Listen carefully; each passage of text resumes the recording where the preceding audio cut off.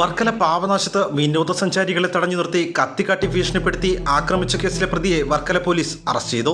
ബോഞ്ചോ എന്ന് വിളിക്കുന്ന പാവനാശം ജനാർദ്ദനപുരം വിളയിൽ വീട്ടിൽ വിഷ്ണുവാണ് അറസ്റ്റിലായത്.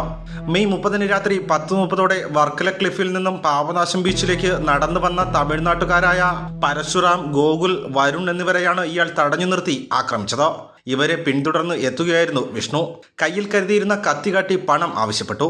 തുടർന്ന് യുവാക്കളായ തമിഴ്നാട് സ്വദേശികൾ എതിർത്തപ്പോൾ ഇയാൾ വരുണിനെ മർദ്ദിച്ചു. ഗോകുലിന്റെ കഴുത്തിൽ കത്തിവെച്ച് കൊല്ലുമെന്ന് ഭീഷണിപ്പെടുത്തി. തടയാൻ ശ്രമിച്ച പരശുറാമിന്റെ കഴുത്തിൽ കുത്തി മുറിവേൽപ്പിച്ചു.